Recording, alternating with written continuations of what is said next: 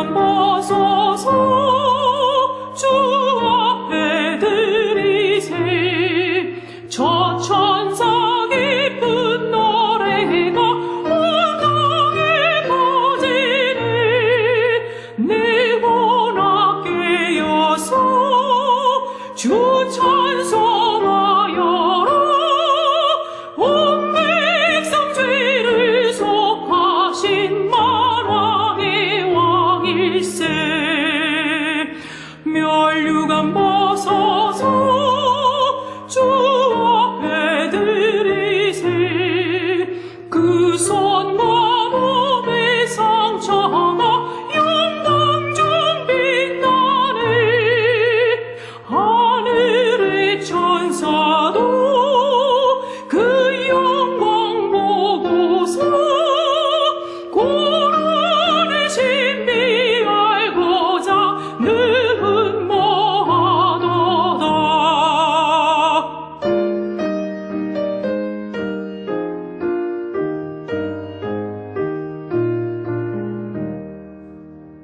면류관 벗어서 주 앞에 드리세. 온 세상 전쟁 그치고 천명은 오겠네. 주 보좌 앞에서 온 백성 엎드려 그 한량없는 영광을 늘 찬송합니다. 아멘.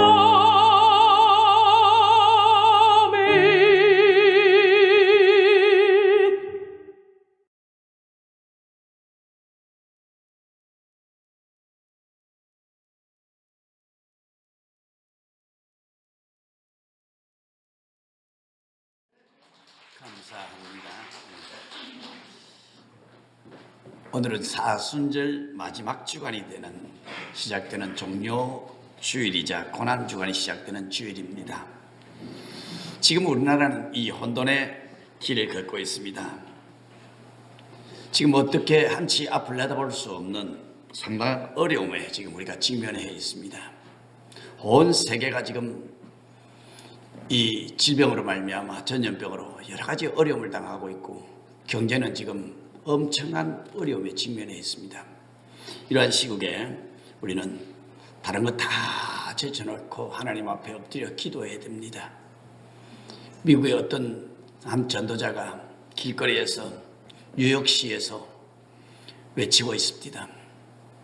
뉴욕 시민이여, 회개하고 하나님 앞으로 돌아오시오. 동성애를 자랑하고 그것이 무엇이냐 떠들어댔던 뉴욕 시민들이여, 하나님 앞으로 돌아오시오. 외치는 그 소리를 들었습니다.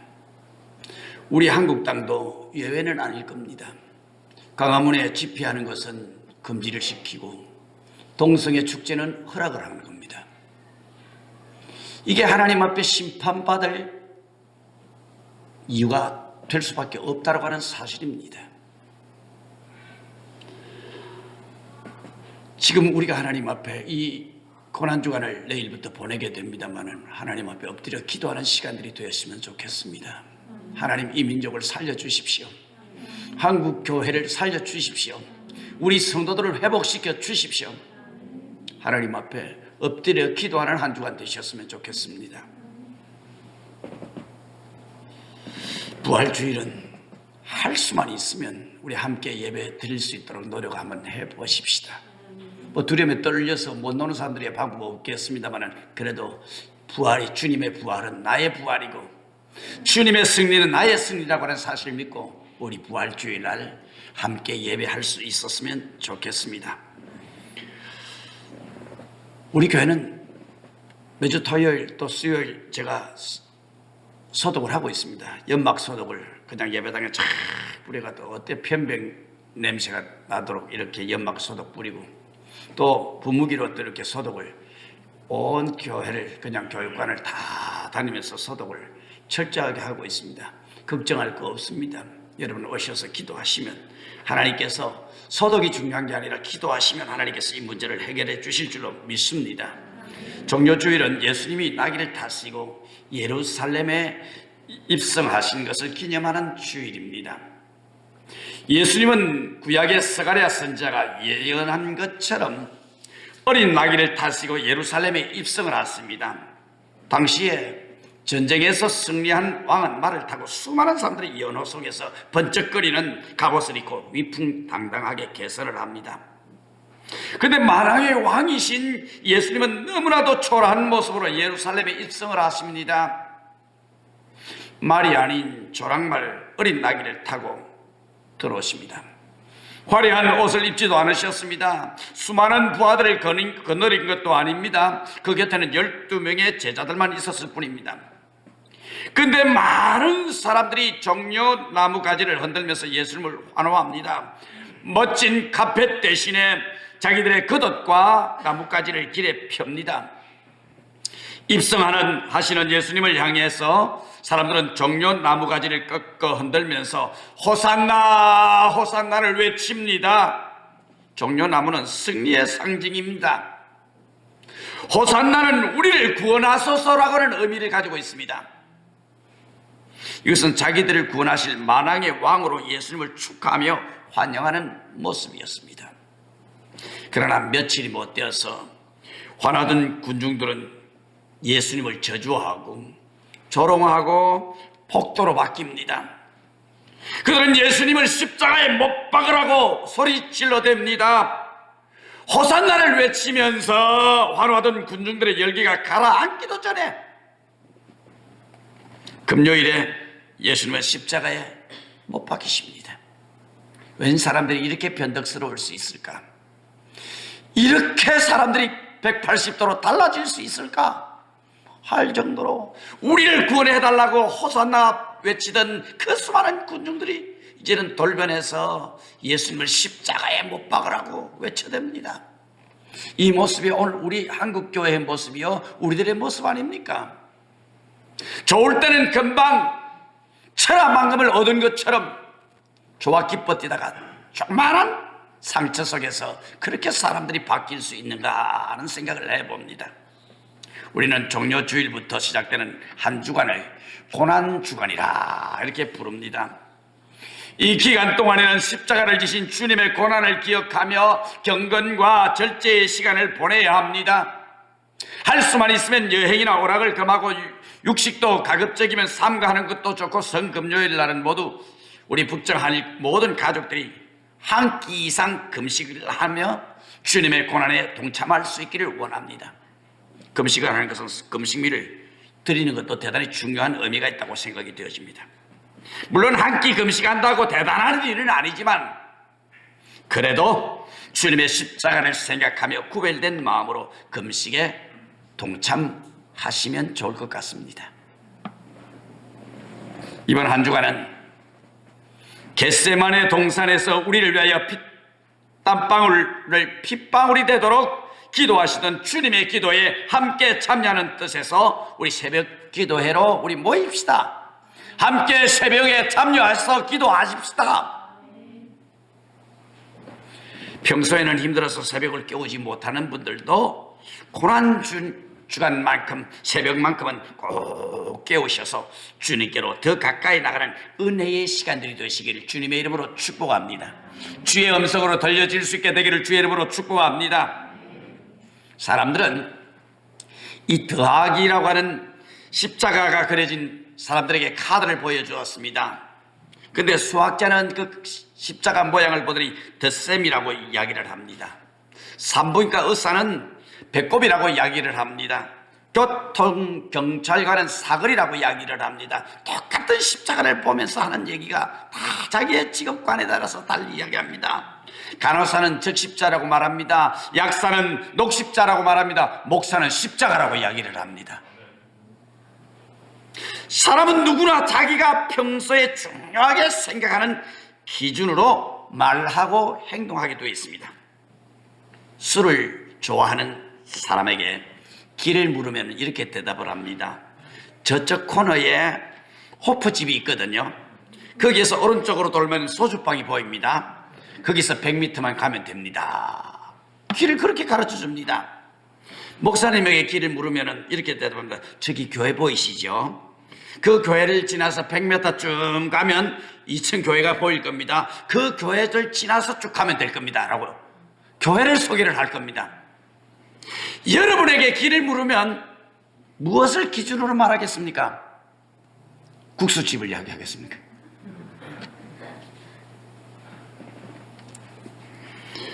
여러분은 무엇을 생각하고 무엇을 삶의 중심에 두고 살아가고 있습니까?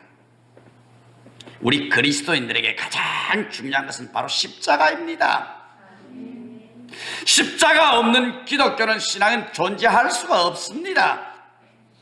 십자가는 온 인류를 구원하는 하나님의 능력입니다. 십자가는 하나님의 사랑의 절정입니다. 십자가는 능력이 나타나는 시대는 영적으로 부흥했습니다. 반대로 십자가의 능력이 사라지면 부패와 타락이 만연했습니다. 오늘 한국교회 강단은 십자가가 사라진 지 오래되었습니다. 한국교회 강단이 십자가 교회가 되어버리고 말았습니다. 십자가를 잃어버렸습니다. 중세 최고의 신학자였던 토마스 아퀴나스가 교황청의 부름을 받고 교황을 만나서 교황과 이런저런 대화를 나누는 가운데 마침 세계 각국에서 수많은 금은 보화를 가득 실은 마차가 교황청으로 들어오는 것을 보았습니다. 그때 교황은 자랑스럽게 말합니다. 보십시오. 초대 교황이었던 베드로 사도는 금과 은이 없었지만은 이제는 우리는 금과 은을 이렇게 풍성하게 지니고 있습니다. 세계 각국에서 보내오는 저 금은 보화를 보십시오. 이 놀라운 건물과 금은 장식을 한번 보십시오. 그때 아퀴나스가 교황에게 이렇게 질문을 합니다. 초대교회는 금과 은은 내게 없었거니와 내게 있는 것으로 내게 주느니 곧 나사렛 예수 그리스도의 이름으로 일어나 거라고 명할 수 있는 확실한 나사렛 예수 그리스도의 이름을 가지고 있었습니다. 우리는 참으로 아름다운 하나님의 교회를 지었지 않습니까? 교회 기둥은 금으로 장식이 되어 있지 않습니까? 대리석을 엄청난 비싼 대리석으로 바닥을 꾸몄지 않습니까? 이게 하나님의 교회입니다. 이제 은과 금은 우리에게 아주 많습니다. 그러나 초대교회가 가졌던 나사렛 예수 그리스도의 이름의 능력이 우리에게는 없다라고 하는 사실입니다. 교황청의 이야기입니까? 오늘 한국교회의 이야기 아니겠습니까? 우리들의 교회의 이야기 아니겠습니까? 은과 금은 많아졌습니다. 물질은 풍부해졌습니다. 그러나 나사렛 예수 그리스도의 이름이 사라져버렸습니다. 교회는 은과 금으로 운영되는 것이 아니라 예수 그리스도의 이름의 능력이 있어야 되는 것입니다. 예수 그리스도의 십자가 보혈의 능력이 나타나야 되는 것입니다. 교회가 돈이 많아서 움직이는 게 아닙니다. 주 예수 그리스도의 능력이에요. 예수의 이름이 우리에게는 없었다라고 하는 사실입니다. 교황은 금은 보화를 소유한 것이 능력이라고 자랑했지만 아퀴나스는 예수 그리스도의 이름이 능력이 나타나는 교회가 참 하나님의 교회임을 이야기를 했던 것입니다. 20세기 중반 이후 교회는 교회 성장에 깊은 관심을 많이 가졌습니다. 교회가 성장하는 것은 참으로 소중한 일입니다. 많은 사람이 몰려오는 게 참 귀한 일입니다. 주님의 교회가 조직체가 아닌 영적 유기체이기 때문에 반드시 교회는 성장하는 것이 마땅합니다. 그러나 반드시 교회의 건물이 커지고 화려해졌다고 해서 반드시 건강한 교회가 되는 것만은 아니라고 하는 사실입니다. 우리가 추구하는 교회는 살찐 교회가 아닙니다. 덩치는 커졌지만은 각종 성인병에 지금 시달리고 있다면 병든 것입니다. 우리는 건강한 교회가 되어야 합니다. 건강한 성도가 되어야 합니다. 건강한 목회자가 되어야 합니다. 건강한 직분자들이 되어야 합니다. 건강한 교회는 반드시 영적 성숙이 이루어지고 성장하게 되어 있습니다. 그러면 건강한 교회의 기준이 뭡니까? 여러 가지를 생각할 수 있겠지만 제일 중요한 것은 진정한 예수 그리스도의 이름의 능력을 가지고 있느냐는 것입니다. 그게 건강한 교회예요. 영적 위기는 어디서부터 시작되는 겁니까? 교회의 위기는 어디서부터 오는 겁니까? 웅장한 건물이나 편리한 시설을 갖추지 못해서가 아닙니다. 많이 갖추었다고 또 되는 것도 아닙니다. 예수 그리스도의 이름의 능력을 잃어버리는 것으로부터 영적 능력이 상실되는 거예요. 예수 그리스도의 이름이 없으면 세상 단체나 똑같습니다. 우린 여기 모여서 뭘 합니까? 하나님을 예배하고 하나님을 찬양하는 것입니다. 하나님을 섬기는 것입니다. 훈련을 받는 기간입니다. 너희는 세상에 나가서 빛과 소금의 역할을 감당해라고 주님을 우리에게 말씀을 하는 겁니다. 여기 와서 능력 받고 은혜 받고 변화되어서 세상을 향해서 우리는 나가야 되는 것입니다. 세상의 복음을 증가하는 전도자의 삶을 살아가야 되는 것입니다.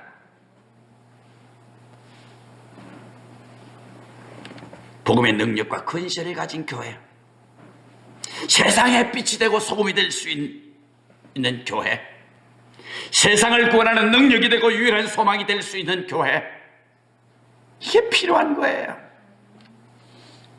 역사적으로 예수 그리스도의 복음의 능력을 증거하는 것을 본질로 삼을 때는 교회 가운데 영적 붕파도가 일어났었습니다. 시대를 살리는 영적 파워가 있었습니다. 성도의 삶도 마찬가지입니다. 예수 그리스도의 이름의 능력, 복음의 능력을 덧입으면 날마다 승리하게 됩니다. 세상을 이기는 영향력 있는 그리스도인으로 살아갈 수가 있습니다. 예수님의 이름은 그 이름을 부르는 자에게 구원을 주시는 놀라운 능력을 가지고 있습니다. 그 이름을 부르는 곳에 하나님의 자녀가 되는 권세가 있는 것입니다. 하나님의 놀라운 축복이 임하는 것입니다. 이것이 바로 복음의 능력입니다. 복음은 모든 믿는 자에게 구원을 주시는 하나님의 능력이기 때문입니다. 어떻게 놀라운 이런 일들이 이루어졌을까요? 예수님은 본래 하나님이셨습니다. 오늘 6절 말씀 보시면 그는 근본 하나님의 본체신 하나님과 동등됨을 취할 것으로 여기지 아니하시고 예수님은 하나님의 자리를 포기하시고 인간의 몸을 입으시고 우리를 구원하시기 위해서 이 땅에 오셨습니다. 그리고 십자가에서 산 제물로 우리를 구원하시기 위해서 속죄 제물이 되셨습니다. 자신의 몸을 들이시고 십자가에 달려 죽으셨습니다. 우리가 아직 죄인으로 살아가고 있을 때 그때 우리 주님 십자가에 달려 죽으심으로 우리를 살려주셨습니다. 그 주님의 십자가가 교회를 새롭게 하는 능력입니다. 그 십자가의 능력이 우리로 하여금 하늘의 부요함과 은혜를 누리게 하는 것입니다. 대만에 가면 봄에 피는 유명한 난이 하나 있다는 겁니다. 그 중에서 제일 아름다운 오복난이라고 하는 난이 있습니다. 이 오복난에 관한 이야기가 있습니다. 이것은 실화라는 겁니다. 실제로 있었던 얘기라는 겁니다. 이 대만에는 고산족에 사람들이 참 많이 산다 그럽니다. 고산족에. 이 아리산에 사는 고산족들은 1년에 한 번씩 산 사람을 잡아가지고 제물로 드리는 풍습이 있었습니다. 그러니까 인신제사를 드려야 애군이 물러가고 풍년이 온다라고 그렇게 믿었습니다. 그래서 매년 1년에 한 명씩 사람을 잡아서 제사를 지냅니다. 그러니까 꼭 신봉사의 딸이 물에 빠져 죽어야 자기 아버지가 눈을 뜬다는 식으로 인신제사를 드려야 풍년이 온다는 얘기입니다. 이런 미신을 섬기는 고산족에게 선교사가 들어가서 복음을 전합니다. 그런데 아무리 복음을 전해도 받아들이지 않고 믿지를 않는 것입니다. 그 마을에 현자로 존경받는 오봉 선생님이 있었습니다. 이분이 미국에서 온 선교사들을 통해서 예수 그리스도를 영접을 합니다. 예수님을 만난 후에 자기들이 얼마나 어리석은 짓을 범했는가를 생각을 하고 이 안타까운 마음에 오봉 선생은 주민들에게 복음을 전합니다. 평소에 주민들로부터 존경을 받던 분이라 예수님을 쉽게 영접할 줄 알고 복음을 전했습니다. 그런데 아무리 전도를 해도 복음을 받아들이지를 않습니다. 계속해서 매년 1년에 한 사람씩 제물로 바칩니다. 이 오봉 선생은 그냥 예수님을 영접하지 않으려면 인신제사를 없애자고 설득을 합니다. 그런데도 주민들은 그 말을 절대로 듣지를 않습니다.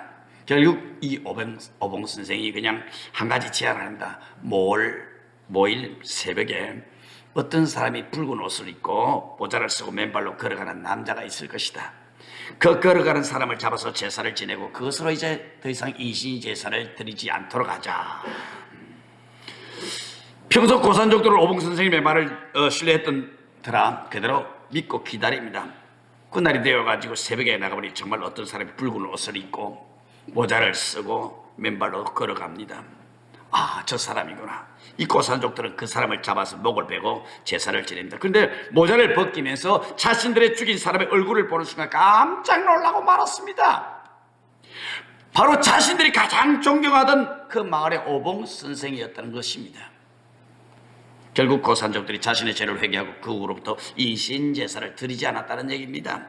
이 오봉 선생의 목이 잘린 자리에 난이 하나가 피는데 그 난이 참으로 아름답고 향기로운 난이었습니다. 그래서 그 난에 오봉이라고 하는 이름을 붙여서 오봉난이 되었다 그럽니다. 지금도 대만에서 제일 아름답고 향기로운 난이라고 이 오봉난이라고 그렇게 이야기를 한다는겁니다. 이것이 바로 십자가의 대속의 사랑과 같은 얘기입니다. 나의 무지함과 죄 때문에 내가 죽어야 하는 그 자리에 주님 대신 십자가에 달려 죽으신 것입니다. 그 십자가의 은혜와 사랑 가운데 살아난 우리들은 어떻게 살아야 됩니까? 사도 바울은 빌립보 교회를 위해서 감옥에서 편지를 씁니다. 오늘 본문은 그 감옥에서 편지를 쓴 겁니다. 당시 빌립보 교회는 거짓 교사들의 가르침으로 혼란에 빠졌습니다. 또한 고난 가운데 신음을 하고 있었습니다. 이들을 안타깝게 그냥 바라보면서 바울은 그들에게 십자가의 복음을 들려주면서 위로를 합니다. 마음을 같이하고 뜻을 합하여 사랑하라고 말합니다. 무슨 일이든지 다툼이나 허용으로 하지 말고 겸손한 마음으로 자기보다 남을 낮게 여기라, 높여주라 라고 이야기를 하고 예수님의 마음을 품으라고 말씀을 하고 있습니다. 예수님의 십자가는 우리를 향한 사랑의 절규입니다. 외침입니다. 하나님의 사랑은 하늘 보좌를 떠나게 만들었습니다. 그 사랑을 인간을 위한 대속의 자리, 십자가의 자리로 나가게 만들었습니다. 이 십자가의 사랑으로 우리 모든 죄를 다 덮어주셨습니다. 이 놀라우신 하나님 아버지의 사랑을 시인을 이렇게 표현합니다. 이경민 씨라고 하는 사람이 쓴 새와 나무라고 하는 시가 있습니다. 앙상한 내 나무에 앉아 시들어버린 생명을 향해 애절하게 노래하시는 당신, 메마른 네 가지를 딛고 겨우 깨어서 숨결을 향해 일어나라 일어나라고 간절히 호소하시는 당신, 사랑 때문에 죽어가는 목숨에 대한 안타까운 안쓰러움 때문에 밤이 새도록 아름답고 슬프고 속삭이시는 당신, 오늘 아침 당신의 목소리 담비되어 내 앞을 틔우고 당신의 음성이 빛이 되어 내 꽃을 피웁니다 라는 시가 있습니다. 우리는 메말라 시들어버린 양상한 나무가지였습니다. 그러나 주님은 나를 포기하지 아니하시고 내 마른 나뭇가지를 붙잡아 사랑의 숨결로 일어나라고 간절히 지금도 호소를 하고 있습니다. 왜 죽어 있느냐? 왜 앉아 있느냐? 왜 절망과 낙담하고 있느냐? 일어나라고 호소를 하고 있습니다. 죽어가는 생명을 향한 애절한 사랑의 마음 때문에 밤이 새도록 슬픔으로 속삭이십니다. 오늘 아침 주님의 사랑의 숨결에 담비가 된 메마른 가지를 싹을 틔우고 꽃을 피워야 됩니다. 우리 주님은 죽은 것 같은 고목나무에 사랑의 숨결로 생명을 불어넣으셔서 아름다운 꽃을 피게 만들었습니다. 이 들로 나가보면 참 메말랐던 나무들이 죽어 있는 것 같은 그런 나무들이 새봄이 시작이 되면서 순이 돋아나기 시작하고 잎이 피기 시작을 합니다.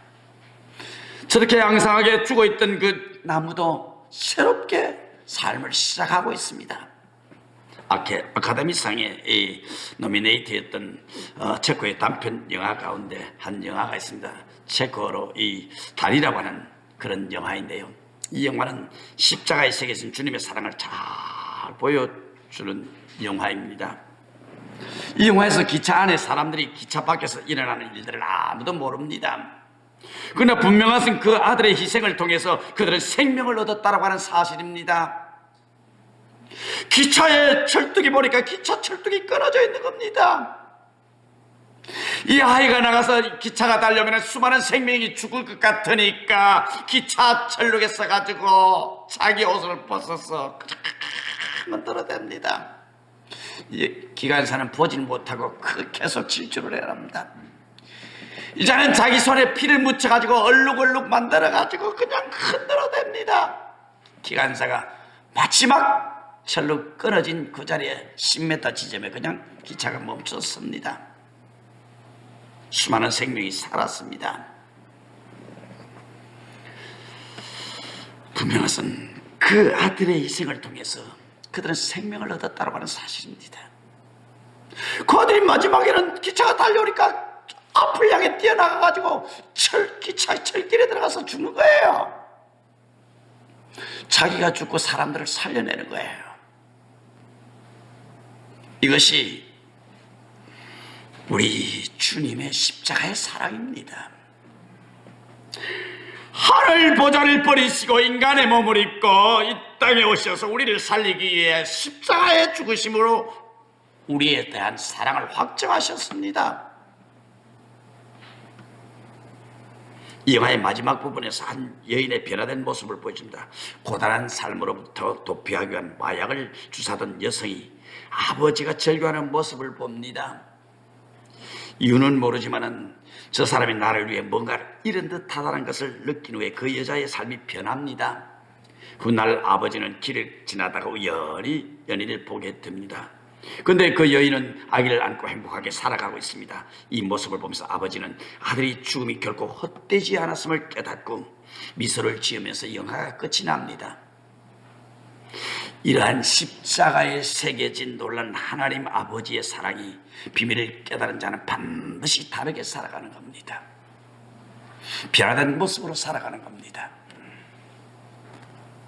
어저께 제가 어떤 이 텔레비전을 하나 들었더니 뭔 프로그램인지 제목은 잘 모르겠습니다만은 연예인들이 세 사람이 지켜보면서 어떻게 가족들 간의 대화 단절됐던 이 대화를 나누는 모습을 잠깐 보았는데요.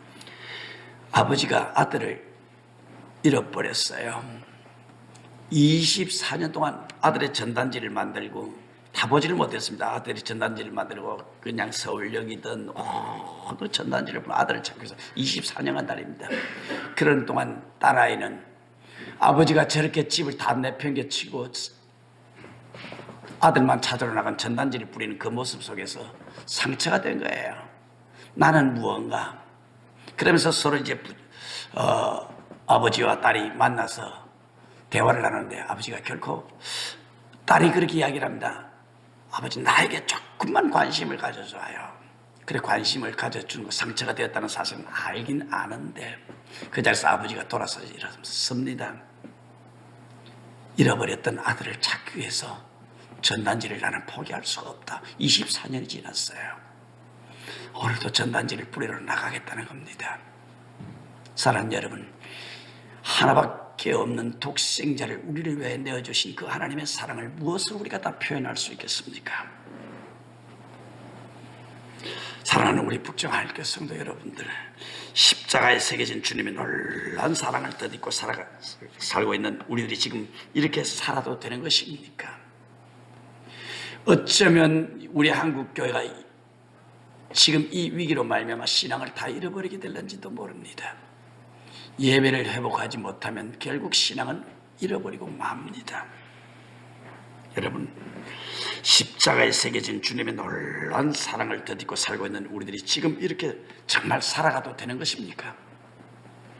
이제는 우리가 그의 사랑을 갚아야 할 때입니다. 그 사랑을 온몸으로 보여줄 때입니다. 우리 주님 우리에게 물으십니다. 내 너를 위하여 몸 버려 피 흘려. 내 너를 위하여 몸 버려 피 흘려 주었구만. 넌 날 위해 무엇을 하느냐라고 묻는 주님 앞에 우리가 겸손히 엎드려야 됩니다. 고난주간을 맞이하면서 우리에게 베풀어 주신 십자가의 안으로 새긴 놀라운 사랑을 우리 가슴에 다시 한번 새겨보십시오. 그 놀라운 주님의 사랑에 온몸으로 응답하며 주님의 보좌 앞으로 더 가까이 나가는 은총의 시간들이 되시기를 주님의 이름으로 축복합니다. 기도하겠습니다. 하나님 아버지 감사합니다. 나 위하여 몸버려 피 흘려 주신 그 주님의 사랑을 무엇으로 다 보답할 수 있사오리까? 이제 내가 주님의 영광을 위하여 살아갈 수 있는 믿음의 사람들이 되도록 복을 내려 주옵소서. 예수님의 이름으로 기도하옵나이다.